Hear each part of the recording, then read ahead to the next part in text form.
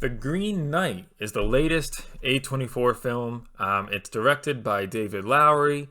He previously worked on A Ghost Story, which I also highly recommend. That starred Casey Affleck. It was a wonderful tale on loss and grief and love and getting over it and through it, and a beautiful story about life and loss and love and loss. So I highly recommend that if you have not seen that previous work of his.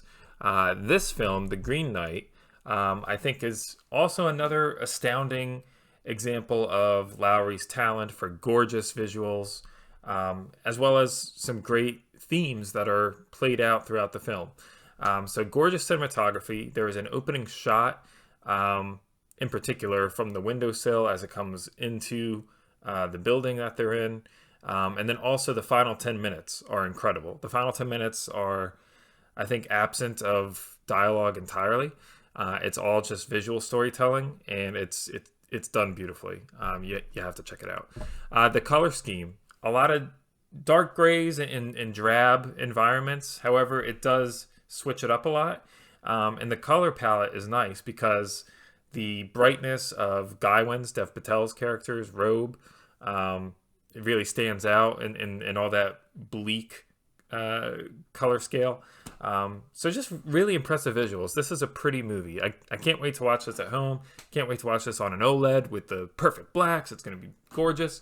But this film ultimately tells the tale. It's an old Arthurian legend of Sir Gawain and the Green Knight. And I'm not entirely too familiar with that original tale, I'll be honest. I can't recall if I studied it in high school or college. I don't think I did a lot of Arthurian studying, but from what I've seen online and heard of others who are familiar with the tale, this does follow it pretty closely. And ultimately, it is a tale of strong themes of the inevitability of death, finding your courage, learning to be happy with what you currently have. There's a particular character who is talking to Gaiwan, devpatel's lead character, saying, why do you keep striving for greatness? Isn't goodness good enough? And that's really the main message and theme of this film. And it drives it home wonderfully. I was captivated the entire time.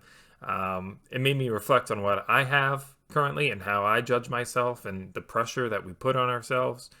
So some really powerful themes, and the acting is fantastic. The costume work and the atmosphere are excellent. However, I will say, this being an A24 film, it is very art house, artsy. It's not going to be for everyone. Even if you go and look at the Rotten Tomatoes score, I think critic score, this stands at like 87, and the audience score is like in the 40s. So it's very split. The poster and the trailers and even the title, The Green Knight, it may make you think that this is going to be an action-packed film, medieval adventure, fantasy. It is an adventure, but there is almost virtually no action at all in this film. So it's much more introspective. It's much more of a character study. And ultimately it is a slow burn. It kept my interest, but that being said, it is not for everyone. If you are not a fan of a lot of A24's other stuff, if you're not a fan of A Ghost Story, David Lowery's last film, which I also love, if you're not a fan of The Lighthouse, if you're not a fan of The Witch, I don't know if I can recommend this to you, because you might not like it. If you thought those were really boring and just weren't entertained by them, you probably won't enjoy this one. However, I really enjoyed this a lot. It really makes you think. It stays with you after the credits roll, which I think those are the best types of movies, where you just keep thinking about it afterwards. And, what did this mean? What did this mean? It's a hard recommendation for mainstream audiences. This is not a popcorn-eating, soda-chugging film. It's not a blockbuster. Some of the negatives, some text and audio, particularly in the beginning, can be a little difficult to understand. Some text pops up and they mark it out as like you're reading an old Arthurian transcript. So some of the text is a little difficult to interpret, and it pops up real quick. And I was like, oh, who was this, or what was that name? And then some of the pacing near the end of Act 2 drags a little bit slightly. But for the most part, this is like a 2-hour long movie, and it moves along at a pretty good clip. So I recommend it. Go ahead and check it out. Judge for yourselves. I really enjoyed it. I think it's probably the best film I've seen this year so far, just from a filmmaking standpoint and the pacing. But again, it's hard to recommend.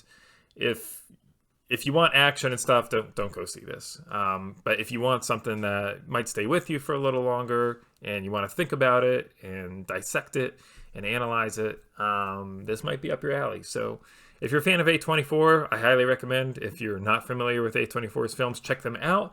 And if you are familiar with A24's films and you do not like them at all, this one is probably not for you. For my score for The Green Knight, I will give this movie 4.5 disgusting towels out of 5. You'll understand that reference when you see the movie. That's my review of The Green Knight. I say go check it out. Make sure you check out my other movie reviews, TV reviews, Comic Book Classroom. More videos coming up shortly. Make sure you hit that like button and subscribe for more updates.